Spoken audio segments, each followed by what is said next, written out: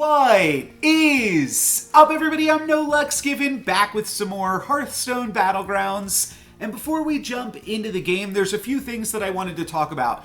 First, you'll notice my rating is a little bit lower than in my previous video. I thought that I might be 6K this week.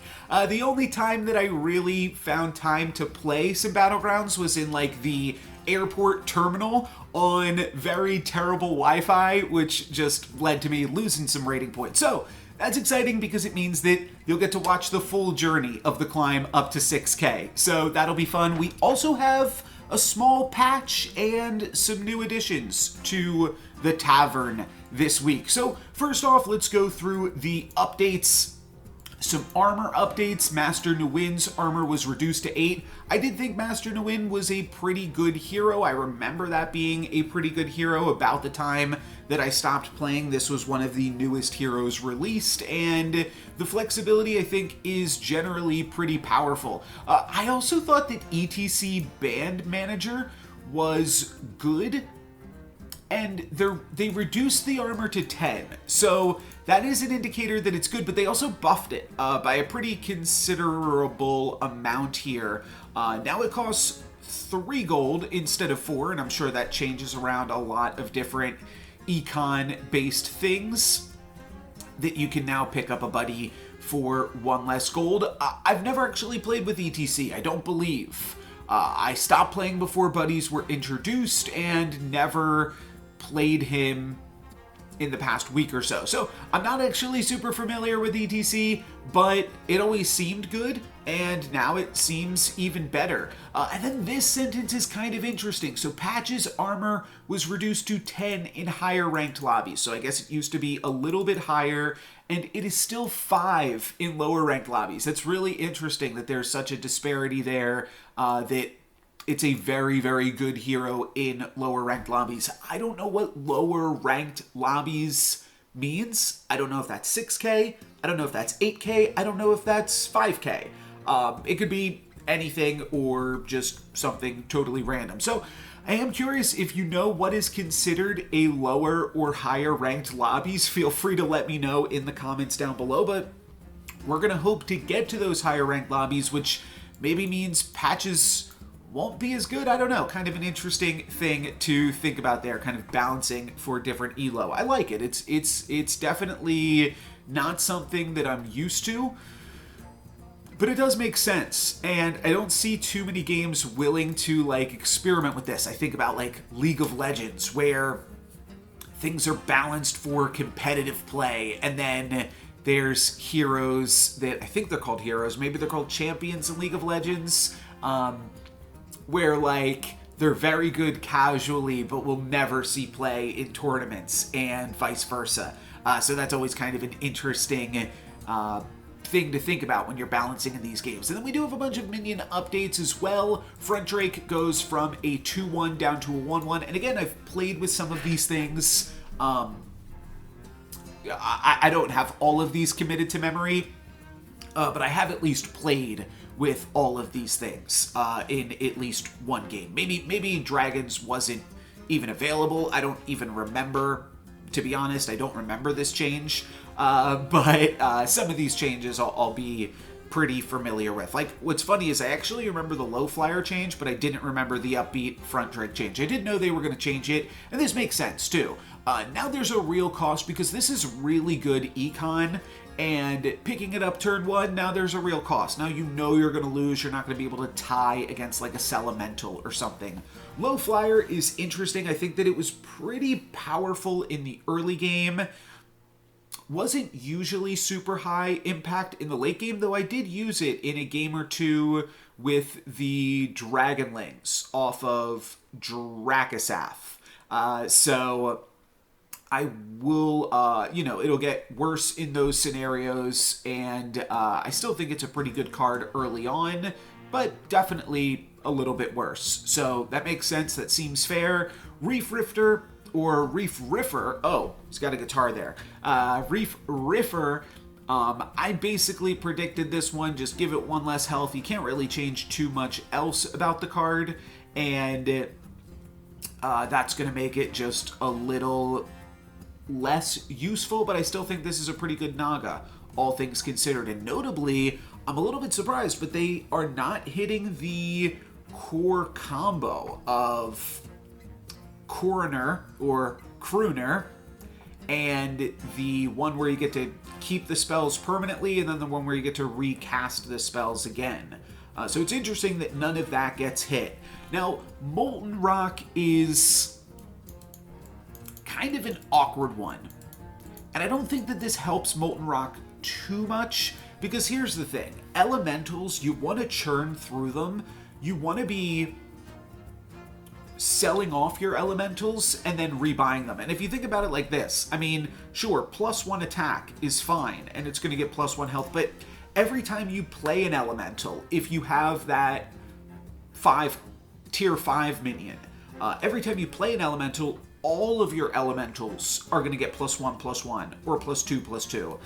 So having scaling elementals is never going to seem as good as just buying brand new elementals. And similar thing here with the Flourishing Frostling, though it should be noted, and I think that one thing that I often overlook too, is that Flourishing Frostling is actually a 1/5. It's always going to be at least a 1/5, which makes it a little bit more impressive than you'd read on first glance. And then the other cool thing about this is that when you triple it, you will be able to grab all of the scaling bonuses, since it counts about how many you've played rather than them needing to be in place. You can even pick this up in the late game, and it's pretty good. It's like a pseudo venomous or something like that, and I think the Frostling is okay. Scourfin was more than okay before. It was a 6/3. That's crazy. A 6/3 at tier 3 that was also giving you passive scaling of +5/+5. This was just way too many stats. So I'm glad that this was scaled back a little bit. Makes a lot of sense. I also think that Radio Star had a little bit too much stats, that it could trade with things reasonably easy and then also give you econ. We see a similar nerf to this as we do with the tier 1 dragon, the front drake there. So all of these things make a lot of sense. Now, this one, I've got to be honest with, I've never played Pufferquill, and so a few different things to talk about. I did not think about the fact that as we look at Banana Slammer, because these two are going to be flipped, one's becoming tier 3, one's becoming tier 4, I did not think about that in terms of balance in this game, that you could change the tavern tiers for balance, because everything costs 3. So it doesn't seem like that's as high impact as it was in Storybook Brawl. But it'll be interesting to see how much the tavern tiers really matter. Now, part of the reason I've never played the Pufferquill... Oh, okay, no. They straight up changed this. Oh, wait, no. Okay, sorry, I'm taking this in. Let me catch you up. Last night, I spectated one of my friends playing Hearthstone Battlegrounds because I had a quest that said, spectate a friend to win some gold. So I spectated somebody, and they had a golden Pufferquill, which is typically a character that I basically ignore, and I noticed that it had permanent venomous. So that's just the golden version. So the golden version always has venomous. You just have to play a spell on it one time. That's still a huge investment, and I'm still not super excited by this. I think if the base version had this text, then maybe I'd play this occasionally. But having to put a spell on it each turn just to gain venomous, I think isn't super exciting to me still. So I don't think it showing up at Tavern Tier 3 is really what I'm going to look for, and especially because early on in the game, I don't really want to pick up venomous cards. I think that even the other venomous Murloc could be a Tavern Tier 3, and I'd still skip it most of the time in the early game, because late game, I want to fill in my board with those venomous cards, like I believe I did in... Oh, you know what? I don't know when this video came out. I can't remember how much of a backlog I had to show you guys. I don't think that the video that I'm thinking about has come out yet when I'm recording this... No, I haven't even uploaded it yet. So that'll be like... Oh, I might have forgot about that one. So that'll probably have been like yesterday's video. And this is like Friday's video. I'm not totally sure. But you already have seen what I'm talking about. I like to put venomous minions on the battlefield. It was probably yesterday's video. As like the last things to fill out a board, which means I don't really care if they're tier 3 or tier 4, especially in Battlegrounds where they don't cost you less to play those lower tier characters. Banana Slammer was moved up a tier. Again, I'm not sure how much this is going to matter. It means that you won't be able to easily collect bananas in the early game. But I think this is a card that, as I tried to do once, you kind of like want to just hold on to them and then drop them out after you've built the board around them. And I still think it's going to be a pretty good end game comp. It's interesting. It's interesting to say we're nerfing this thing and then not change its written words at all. Just maybe make it like a little bit more difficult to find. I don't know. I haven't quite wrapped my head around this entirely, to be honest. Now, Upbeat Duo, this one's pretty cool. It's now no longer a battle cry, which was a confusing part of the card to begin with. Now it is just at the end of every turns, you do this thing, and it's just to the minion to the left of it. And then the golden one, you get a plain copy of the thing on both sides of it, which might be worse. But the flexibility of it now definitely makes it a lot stronger. The fact that you can just pick it up whenever you see it, and then the next turn, you can buy something else that's cool. You can buy this as your first level 4 character, just get it into play and then start to take advantage of it. And then later on, you can switch even as you find like level 6 characters. Maybe the plain copy that you get allows you to triple something, gives you a level 6 character, and then you can start duoing on that. So I think that that's really cool. And this definitely seems a lot stronger and a lot more fun to play with as well as a lot less confusing. Because like, how does this work with Bran? How does this work with the thing where things happen at the end of turn? So those were like confusing interactions before, and I think this clears a lot of that up. We also have another end of turn ability. Reanimating Rattler also changes from a battle cry to an end of turn ability. Now this was done to prevent abuse with Rylac, Metalhead, and Monstrous McCall that they have been not willing to release up until this point. But this is... it's a little bit interesting because you don't have control over it anymore. But typically Rattler was just a card that you played and then sold off, and it never stuck on the board. Now it's going to be a really, really good card to have stick on the board because once you give a Beast Reborn, the next turn you're going to wind up giving another Beast Reborn. And eventually you just have a fully reborn battlefield, which is really, really strong, really, really cool, and potentially even stronger. Excuse me, potentially even stronger before. So I think that Rattler is both going to be a much stronger card to discover early on in the game, as well as a really powerful tool to find in the end game. So I'm excited to see how this one plays out. And I think it's going to still make the Banana Slammer strategies really, really good. Peggy lost some stats, 6'5" to 4'2". She always felt really strong right off the bat, and this is a little bit awkward because of the fact that she doesn't pump herself. Means that she's definitely going to feel a lot more behind now than she did previously, but I think she was pretty good previously. And then Dancing Barnstormer is a card that really I have not messed around with too much. Now it's a 3/2 that gives +3/+2, so there's some nice symmetry there, which I think will feel pretty nice. I don't know if +3/+2 is really like that much more to get excited about, but I definitely want to try this card out. I just haven't gotten around to it. So I'm excited for that one. Electric Synthesizer was a tier 5 character. They're kicking this one down to tier 3. still seems like it'll be at about the same place where like you're just playing it for stats, but it doesn't scale. It's not something that you're like super excited about, but it does make sense to switch it with Dracasath. Dracasath is really, really good. Does a lot of really powerful things, so moving this up to tier 5 makes sense. I'm not sure, again, like, why the tiers really matter, but I do think that this is one of the best dragons, so moving it up makes sense at the very least. And then Underhanded Dealer also moves to tier 5 and becomes a 4/4 now instead. I have to be honest, I never played with this card.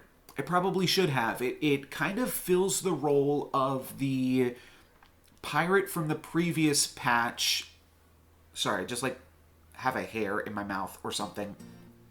But fills the role of the pirate that gains stats for your gold characters, but now is much more synergistic with the things that pirates already want to do, which is gain gold.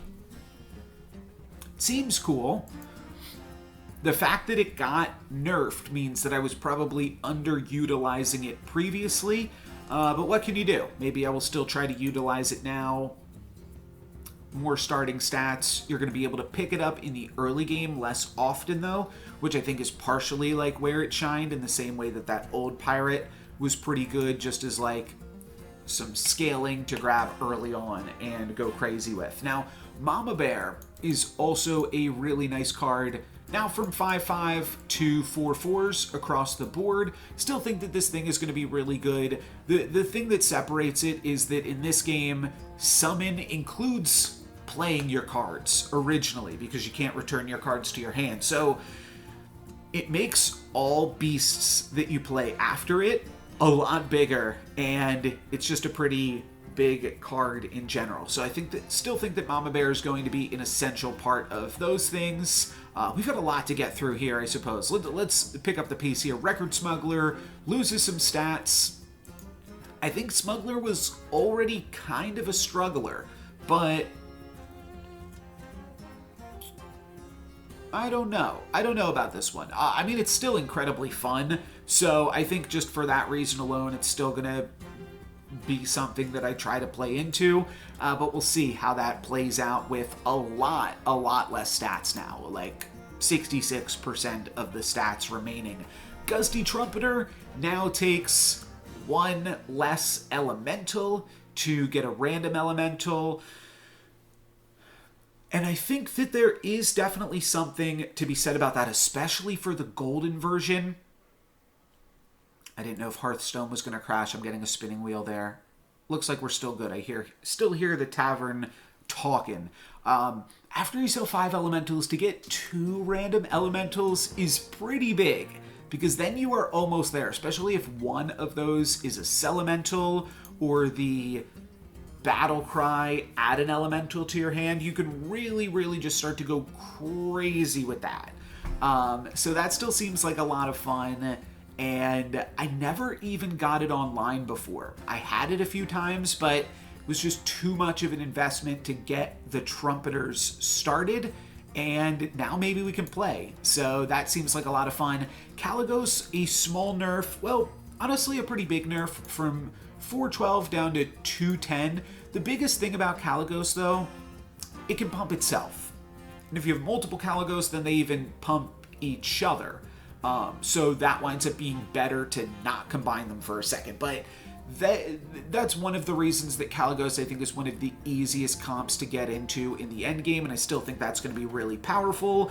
Nadina got a small nerf, and I kind of like it. Now, instead of just giving your whole team Divine Shield, you give half of your team Divine Shield, which importantly gives you a real reason to triple Nadina. So I like that, and gives you a reason to find additional Nadinas after that fact too.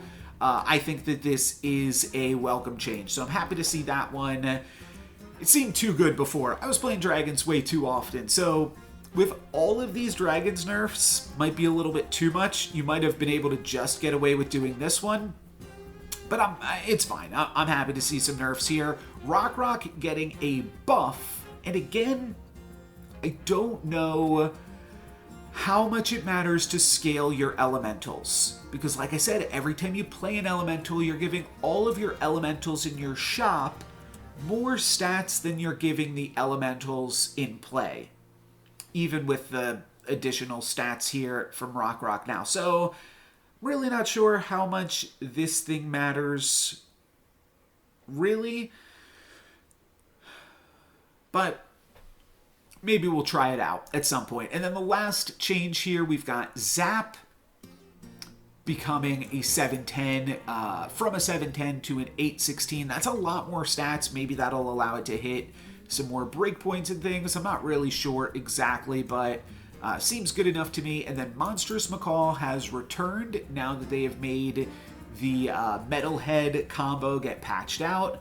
And then Sindure Straight Shot is now available in all lobbies, not just undead lobbies. I don't know who that is, what they do, but I am ready to hop in it here now. And importantly, not just do we have all of those changes, but Mechs and Quillboars are now added to the tavern. So there is a lot of new content today to explore. I'm going to want to play a mech game or a Quillboar game if they present themselves, though I also have no clue what those tribes do. There is a small incentive to play Murlocs or potentially Dragons just because I need to make golden Murlocs for the...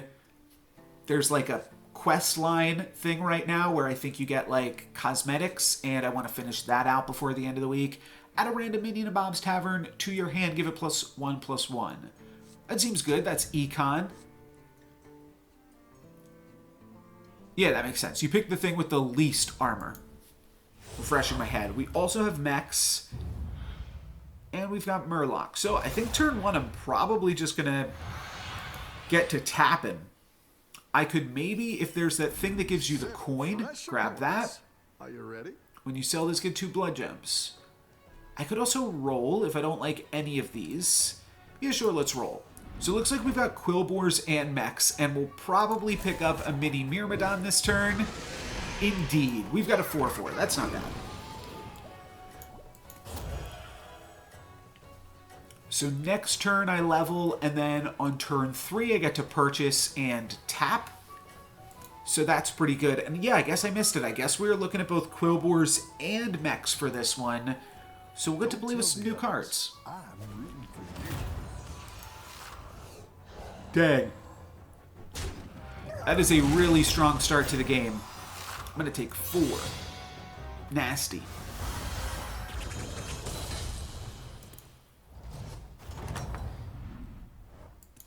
The battle is really raging out there. Okay, this is a Naga. So I'm just going to level up here. I see that 2 of the early game Quillboars are just about the same. So I'm not sure what has changed too much about Quillboars. I did see some stuff. I saw that there is a Quillboar that has Death Rattle. Your blood gems give an additional +1 attack. But that's all that I know. And I also don't know this hero. What is this? Oh, this is an AFK skin. Gotcha. Cool. She's lounging. She's relaxing. Have a good battle, friend. Excuse me. Just trying to catch my breath a little bit. Oh, and she's still AFK. Okay, makes sense.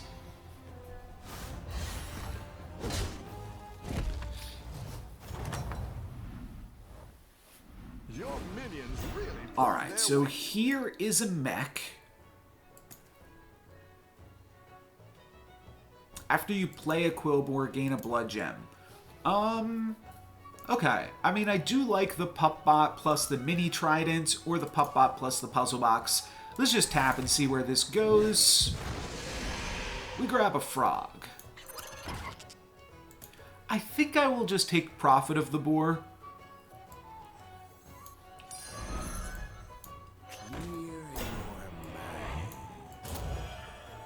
I think it's harder to go wrong with the tier 2 characters. The Pup Bot would have been a little bit stronger temporarily. But it's not like I really want to commit to using the spellcraft on it every turn, and eventually I'm going to get rid of the Myrmidon too.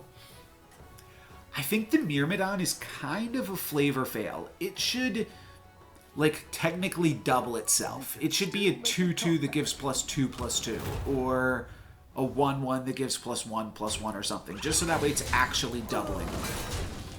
Oof. These are huge, huge minions here. Oh, I guess they haven't leveled up. They just, like, sold off some Elementals or something.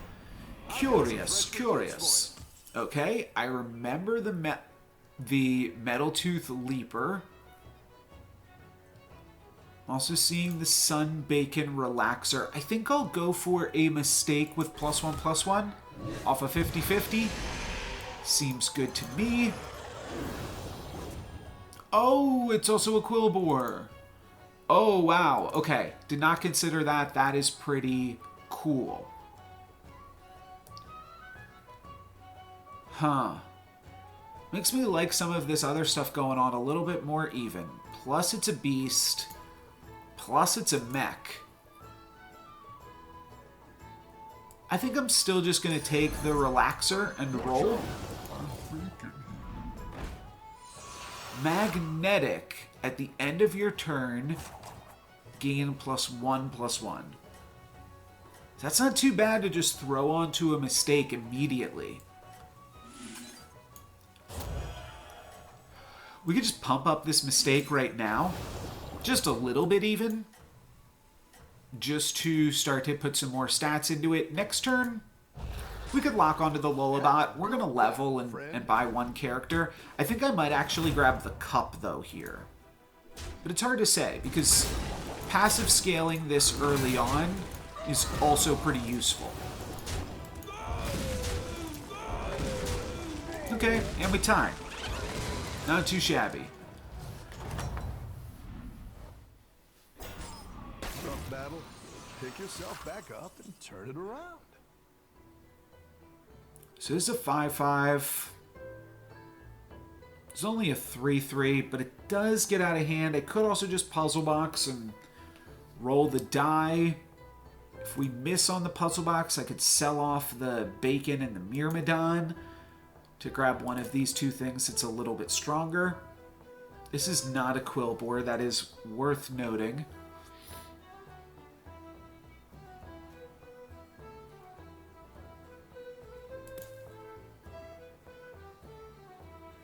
Huh. I think I definitely level. I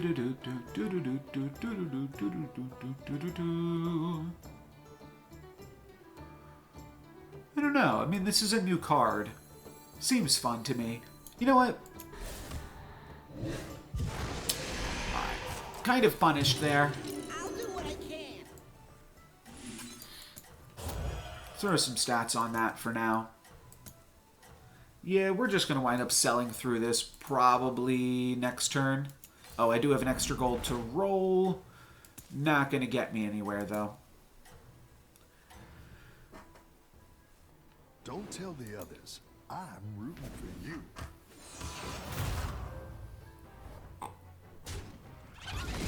Avenge 4, get a random magnetic mech.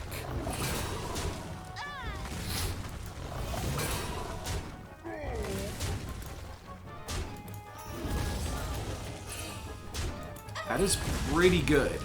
And they even grabbed the win here. That seems pretty good, and they were able to pick it up, obviously, off of their triple reward. Battle is really raging out there. Bannerboar always struck me as one of the better Quillboars. So let's grab that. For right now, we at least have this. But I'd like to sell off the Relaxer for something a little bit better. Yeah, Death Rattle, gain a Blood Gem. That's always pretty good. The start of your turn, gain an extra gold. Like, we can just throw these things onto the mistake, right?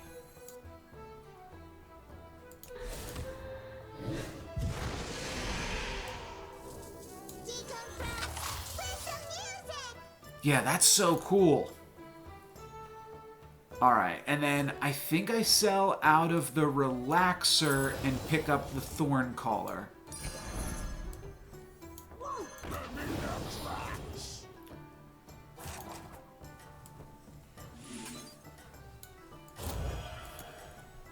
Okay, I think we've got a nice little minion right here, and passive income, it all seems fun to me. I'm going to hang on to the blood gems for like a little bit longer.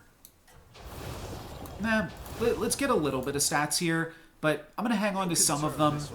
There's probably some benefit to just having some blood gems as well, waiting in the wings. So hopefully we can hang on to these and get some nice usage out of those. AFK with no cards in hand, not going to make that great of use of the Scour Fin, but still going to be able to win the combat against us here. So we take 7, fair enough.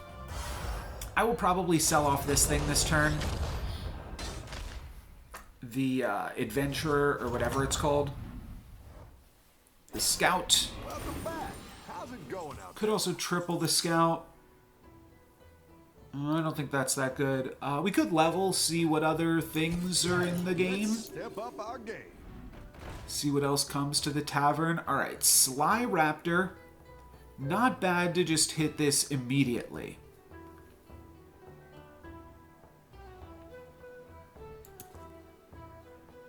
I like the Raptor. I sell off 3 things here, which I don't really have a great way to do. Oh, this would be 3 things. 1.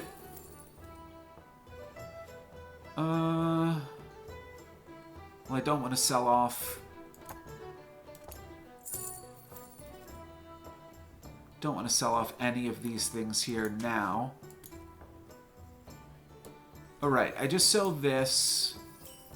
Then I use the puzzle box. Hope to get Bream Counter. Instead I grab the Hummingbird, which doesn't really do that much for me.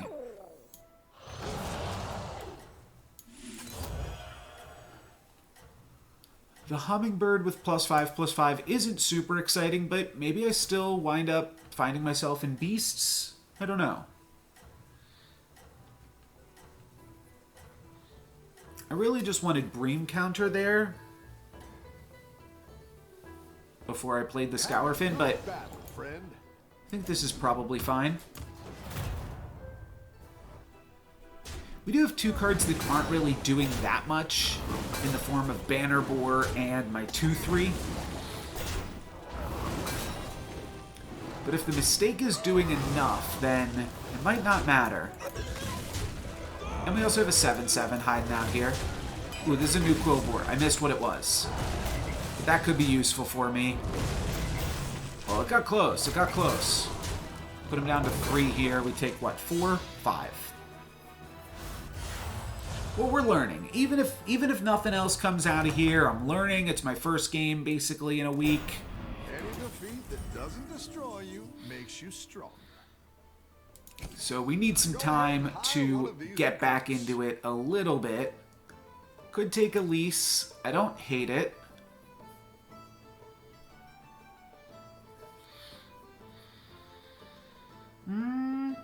It's actually not a bad opportunity to grab a lease right now.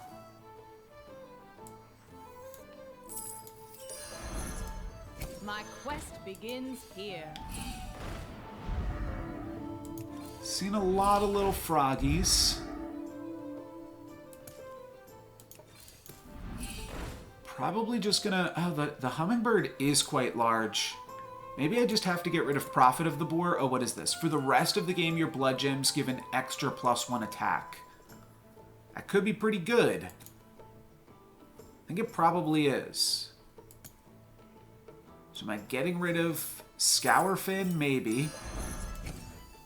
Because this will give me an extra blood gem here, too. Then let's roll and probably just use my hero power here. There's a few good things in this shop. That was one of them, because I get to play it this turn. 1 left, so next turn I get to pick up a Golden Monkey. You are not out of this yet. And then I get to level up, drop the golden monkey, and grab a level 6 character. Okay, so this makes your blood gems give an extra health. This makes them give an extra attack. So, in conjunction, you get to do a lot. And then they're just making a big lullabot. You want this to attack this, and then get attacked by this, and still take a pretty nice chunk of damage here. We take 12. Okay, that's not great, but now the blood gems will hopefully give me the stats to get back into it. We'll see. We'll see. Playing Mech plus Quillboars seems strong if those are the newest ones added in here. Oh, it still costs me 9 to level up. That's a lot, but I think we can hit that. At the same time, the Tidewalker's pretty good as just an additional character to throw onto the board, so maybe I will grab this and save the monkey for a turn. Probably have to toss this banner boar.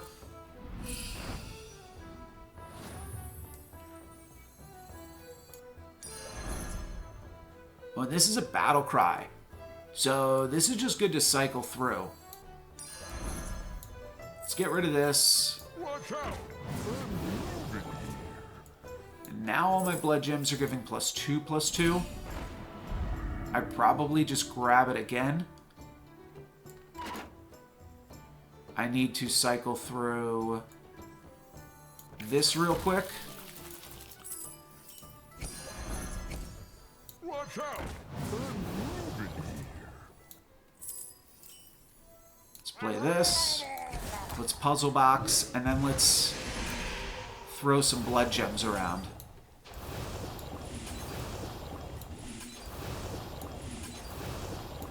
It's a pretty big power spike.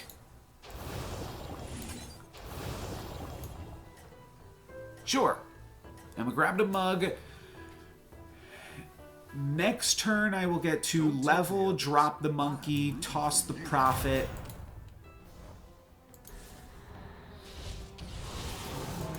The prophet's pretty reasonable for some passive stats here.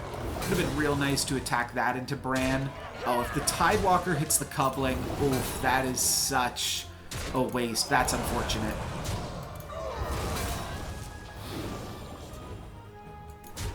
I feel like this means I'm dead. Okay, no, it's showing 3-3 again.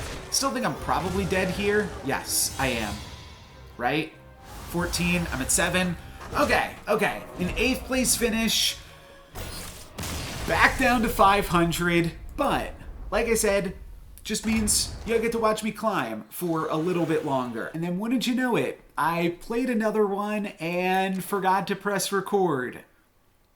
Whoops. I'll show off the comp here a little bit. I was a little bit all over the place, to be honest. I didn't really know exactly what I was doing. Unfortunately, you'll never get to see my first time experimenting with mechs here because I forgot to press record. I don't think this is anywhere near the optimal endgame build, but it was fun. I summoned a bunch of stuff. My Fell Stompers were able to make everything big, and it felt pretty powerful despite maybe not looking that powerful on the surface, but there's a lot of summons going on in here too.